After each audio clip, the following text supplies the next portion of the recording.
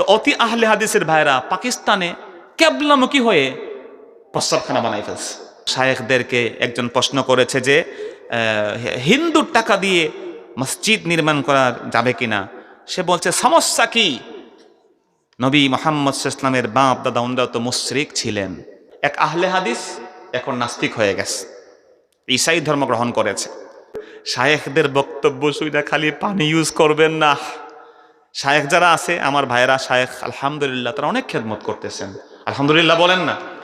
তাকওয়া মসজিদ বানাচ্ছেন, বাট তাকওয়া মসজিদ বানায়া মুসলমানদের মধ্যে বিভেদ করিয়েন না। তাকওয়া তাকওয়া নাম দিয়া যদি আপনি কোপাকপি শুরু করেন তো এই তাকওয়ার তো কোনো লাভ নাই। মুসলিম হৃদয়ের ভিতরে ভাগ করিয়েন না, এক থাকেন, এক হন। মুসলমানদেরকে ভালোবাসার না চেয়ে বড় তাকওয়া আর কিছু হতে পারে। কিন্তু যেই ছেলেটা তাকওয়া মসজিদে ঢুকছে সে শিখে গেছে পানি ইজ এনাফ। সে খালি পানি দিয়া প্রস্তাব করে পানি মারে, পুশ শাওয়ার দিয়া, কথা বুঝেন নাই। আর তার বড় হুজুর কিছু তুই ভালো হয়ে গেছো। আরে বেটা পাগলা, হাদিসে দুইটা পাইছো, ওইটাই যদি আমল করা শুরু করস, দলিলে তো কিন্তু আছে। আরব দেশের যে পরিস্থিতি, আমরা যারা আরব দেশে আজ গেছেন আপনারা হজ ওমরা করতে, বলেন তো ভাই ওখানের ওয়েদার আর বাংলাদেশের ওয়েদার কি একরকম? এই সাদা কাপড় একদিন পরলে আমরা ঢাকা শহরে মাশাআল্লাহ, কথা বুঝেন নাই, সকালে গেলে বিকালে রং চেঞ্জ হয়ে যায়, ডিসকালার হয়ে যায় ভাই। সৌদি আরবে এই আমরা গিয়েছি, দেখলাম যে মাশাআল্লাহ একটা কাপড় 4-5 দিনে রং পরিবর্তন হয় নাই। ঠিক আছে, ভালো আছে। প্রস্রাব আমি নিজে অনুভব করছি, অনেকে বলেছে হুজুর এখানে প্রস্রাব করলে মনে হয় কেমন যেন ওয়েদারের কারণে পুরোপুরি ক্লিয়ার হয়ে যায়। আল্লাহু আকবার বলে। ওয়েদারের কারণে এটা হয়। শীতকালে প্রস্রাব একরকম, গরমকালে আরেক রকম। কি ভাই ঠিক না? আপনারা কথা বলছেন, রাগ করতেছেন আমার উপরে? শীতকালে ঝামেলা বেশি, কথা বোঝেন নাই, ঘন ঘন পেরেস্রাব। গরমকালে ঘামের সাথে অনেক কিছু বের হয়ে যায়, এত সমস্যা হয় না। তো আমার নবীর যে মসজিদ, তাদের যে ওয়েদার, তার সাথে আপনাকে তো মিলাতে হবে রে ভাই। এখন মনে করেন আমাদের এই মসজিদে একটা ছাগল ঢুকছে, ছাগল। আপনি এই মুরব্বী খাদেম, মসজিদে ছাগল ঢুকলো কেমনে?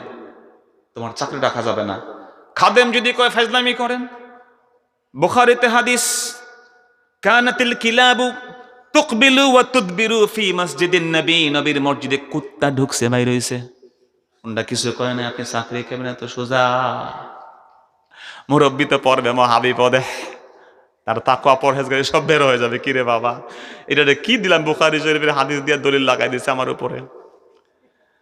ভাইরা আমার, ওটা হচ্ছে শুষ্ক দেশ। নবীজির মসজিদে আমাদের মতো টাইলস ছিল নাকি? তখন টাইলস ছিল না, তারপরে মার্বেল পাথর ছিল না, কুকুর ছিল শুষ্ক, শুকনা। আমাদের দেশে মুরগির বিট, ছাগলের লেদা, গরুর পায়খানা, এইগুলো আমাদের স্যাফ সুফ, বুঝেন না? আমি আর কি বলবো ভাই, নাতিশীতোষ্ণ দেশ, কুত্তাকে আমাকেও পায়েই তো ধুলাবালি লাগা যায়। নবীজির জামানায় নবী জুতা নিয়ে নামাজ পড়ছেন, একবার জুতা খুলে ফেলছেন, সাহাবীরা খুলে ফেলছে। রাসূল বলেন কিও জুতা খুললা যে? আমি সামনে দেখি পিছনেও তো দেখি, সুবহানাল্লাহ বলবেন না? তারা বললেন আপনি খুলেছেন, আমরা না খুলে পারি। রাসূল বললেন জিবরিল এসে বলছেন ফা ইন্না ফি নালাইকা কাজার, নবী আপনার পায়ের ভিতর জুতার মধ্যে ময়লা খুলেন, তোমাকে কইছে কেডা? আল্লাহু আকবার বলেন। তার মানে হাদিস প্রমাণ পাওয়া যায় জুতা নিয়ে। এখন আমাদের মসজিদে যদি কোনো বোঝেন নাই, তাকওয়া মসজিদ থেকে আইসা কেউ জুতা নিয়ে ঢুকে যায়, আপনি বাধা দেন, বুখারীতে হাদিস জুতা নিয়ে নামাজ জায়েজ। ওনাকে তখন আমাদেরকে একটু বুঝাইতে হবে, ভাই এটা তো আরব দেশ না, এটা বাংলাদেশ। তা আরব দেশের মানুষ যে কথা বলছিলাম, হয়তোবা তাদের শুষ্ক দেশ, তাদের প্রস্রাব এমনিতেই ক্লিয়ার হতো, পানি দিলেই হয়ে যেত, কখনো কখনো পাথর দিলেও হয়ে যেত। বাট আমাদের যে দেশ, কথা বুঝেন নাই, দুর্বল মানুষ আমরা, আমাদের জন্য একটু ভিন্ন নিয়ম আছে। এটা হাদিসে তো আছে। আমরা প্রথম টিস্যু, তারপরে পানি উত্তম ভাবে ব্যবহার করবেন। আপনি শায়েখের ভক্ত হন, আমার কোনো অসুবিধা নাই, কিন্তু আমার কিছু কথা আছে, সেগুলো শোনা দরকার আছে না যুবক? যুবক, তুমি বুঝে নিবা তোমার ইয়াকিন তোমার কাছে। হ্যাঁ, কারো কাছে দেখা যাবে 5 বার একটু বুঝেন নাই, তার ওই বিশেষ অঙ্গ ঠিক মতো সে পরিষ্কার করতে গিয়ে 5 কদম হাঁটলেই চলে, 5 কদম হাঁটবে। কারো লাগবে 45 কদম, 45 কদম হাঁটবে। কিন্তু আপনি যদি তাবলিগে গিয়ে এখন 40 কদম হাঁটা লাগবে, 40 নির্ধারণ করে দিয়েছেন, তার লাগে বা 45, আপনি দিয়েছেন 40, কাজ হবে ভাই? তার লাগে 5, আপনি দিয়েছেন 35 বার বাড়ায়া, সে তো এই যে ব্যায়াম ত্যায়াম করে বিপদে ফেলে দিবে আমাদেরকে, মানুষের কাছে আমাদেরকে হাসির পাত্র বানায়া দেবে। এটা করা যাবে না। হাদিস বুঝে মানতে হবে। হাদিসেতে এসেছে নবী একবার কেবলামুখী হয়ে প্রস্রাব করেছেন। তো আপনারা আমাকে ব্লেম দিবেন না, আমি কিতাব দেখে বলছি। পাকিস্তানে একটা মসজিদ আছে, এই মসজিদের আমাদের তাকওয়া পার্টি যারা আছে, এদের একদল পাকিস্তানে আরো অ্যাগ্রেসিভ, অতি মুত্তাকি। এরা করছে কি জানেন? অতি আহলে হাদিসের গেরা। তো অতি আহলে হাদিসের ভাইরা পাকিস্তানে কেবলামুখী হয়ে প্রস্রাবখানা বানাই ফেলছে। কেন? বলতেছে আল্লাহ নবী তো কেবলামুখী হয়ে প্রস্রাব করেছেন, এই হাদিসেরও তো আমল করা লাগবে। নাউজুবিল্লাহ কইবিল্লাহ। আমরা বলছি দেখো বাবা, আল্লাহ নবী ওদিকে প্রস্রাব করেছেন হয়তো যখন তিনি বলেছেন লা তাস্তাকবিলুল কিবলাতা ওয়ালা তাস্তাকবিরুহা ইজা আতাইতুমুল গায়েত, যখন তোমরা কাজায়ে হাজত ছাড়তে আসবে, বাথরুমে আসবে, তখন কেবলাকে সামনেও রাখবে না, পিছনেও রাখবে না, ঘুরে বসবে। হয়তো এই হাদিস বলার আগের আমল ছিল। এই হাদিস যখন নিষেধ করেছেন তিনি এটা করেন নাই, অথবা আল্লাহর নবী তার জন্য কেবলাকে সম্মান করা জরুরি না, কারণ হাজারো কেবলার চেয়ে আমার নবীর মূল্য আল্লাহর কাছে বেশি। তোমার জন্য কেবলাকে মূল্যায়ন করা জরুরি। তো তুমি রাসূল করেছেন বলে তুমিও শুরু করবা কেবলামুখী দিয়ে, তুমি তোমার শুরু করবা, এটা হবে না, হবে না। এই জন্য মুহতারাম হাজিরিন, আল্লাহ নবী সাল্লাল্লাহু আলাইহি ওয়াসাল্লাম তিনি প্রস্রাব করা শিখিয়েছেন, বসে বসে প্রস্রাব করতে হবে, সব কিছু তিনি শিখিয়েছেন। আমার নবীর আদর্শ প্রস্রাবের মধ্যে আছে, পোশাক পরার মধ্যে আছে, চুল রাখার মধ্যে আছে, দাড়ি রাখার মধ্যে আছে, রাষ্ট্র পরিচালনার মধ্যে আমার নবীর আদর্শ আছে না নাই? নামাজে যেমন আছে, রোজায় যেমন আছে, সেনাবাহিনী পরিচালনার মধ্যে আছে, রাষ্ট্র পরিচালনার মধ্যে আছে, দোকান পরিচালনার মধ্যে আছে। কেউ যদি মনে করে দোকান নবীর সুন্নত দিয়ে চালানো যাবে না, সে প্রকৃত ইসলাম আর মুসলমানের পরিচয় দিতে পারবে। এই জন্য আল্লাহ বলছেন ফাতুমিনুনা বিবাদিল কিতাবি ওয়া তাকফুরুনা বিবাদ, তুমি কি কিছু কিতাব মানবা, কিছু মানবা না। যেটা মিষ্টি সেটা ভাল লাগে, যেটা গরম জিহাদ ভাল লাগে না। জিহাদকে শিক্ষা ব্যবস্থা থেকে উঠিয়ে দেবা, খোদার কসম তুমি প্রকৃত মুসলমান পরিচয় দিয়ে কবরে যেতে পারবে না। আমার ভাইরা, আল্লাহর নবীকে আল্লাহ সব দিয়েছেন শ্রেষ্ঠ। আমি সংক্ষিপ্ত করছি, আল্লাহ নবীকে আল্লাহ তাআলা সব থেকে শ্রেষ্ঠ বংশ দিয়েছেন। সুবহানাল্লাহ কোন? নবীর বংশ ছিল সব থেকে সেরা। আল্লাহ বলছেন লাকাদ জাআকুম রাসূলুম মিন আনফুসিকুম আজিজুন আলাইহি মা আনিতুম হারিসুন আলাইকুম বিল মুমিনিনা রাউফুর রহিম। আল্লাহ তাআলা দিয়েছেন তোমাদেরকে এমন এক নবী, তোমাদের কাছে এমন এক নবী এসেছেন তোমাদের মধ্য থেকেই। কেউ কেউ বলছেন আনফুসিকুম না, শব্দটা হবে আনফাসিকুম। লাকাদ জাআকুম রাসূলুম মিন আনফাসিকুম। কথা বুঝছেন?